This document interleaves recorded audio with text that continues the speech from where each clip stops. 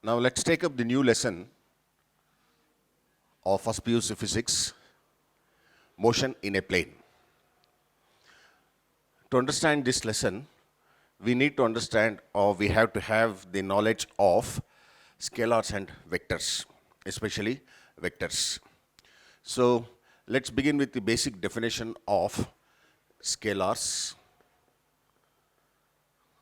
and also know what is meant by vectors. First, what is a scalar? It is a physical quantity. A scalar is a physical quantity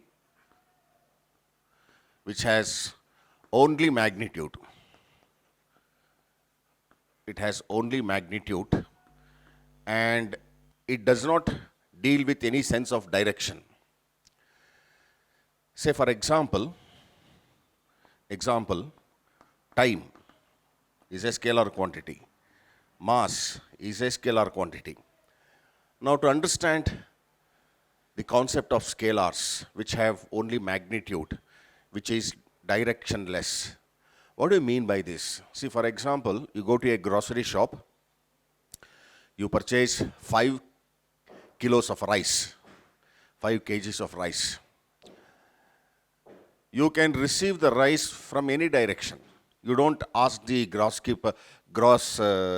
shopkeeper to give you 5 kg rice at 72 degree. That is meaningless.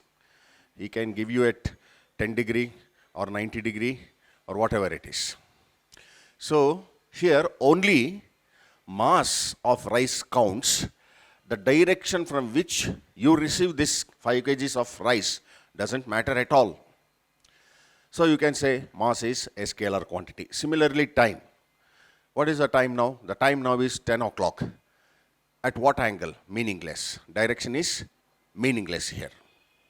So those physical quantities which can be completely understood only in terms of their magnitude, or which are totally specified in terms of magnitude, are called scalars. At the same time, there are some physical quantities in physics which have to be expressed with a sense of direction in addition to magnitude. Say for example, I say a car traveling at 35 kilometers per hour. Now this is not totally specified sentence in physics because I did not mention in which direction the car traveled. Did it travel north, or did it travel east, or did it travel west, or did it go in south direction, or it is traveling in northeast direction? We do not know. So if you simply say a car traveling at 35 kilometers per hour, there is an incompletion statement.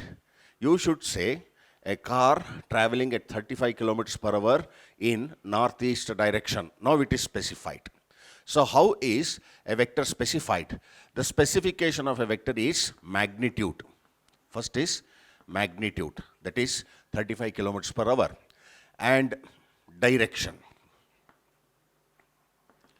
So a vector is specified or completely defined in terms of magnitude and direction, whereas a scalar is specified only in terms of magnitude. Some examples for vectors can be velocity, acceleration. There are so many quantities in physics which can be taken as examples. Now, a vector in two-dimensional system, that is along x-axis and y-axis. These are the units of the x-axis. These are the units of the y-axis. Each unit is denoted by I cap on x-axis, j cap on y-axis.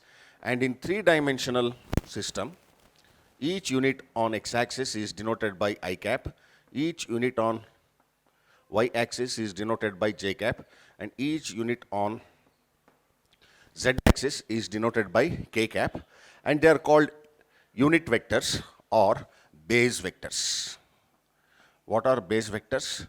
Base vectors are the unit vectors along x-axis, y-axis and z-axis. They are I cap, j cap and k cap. Okay.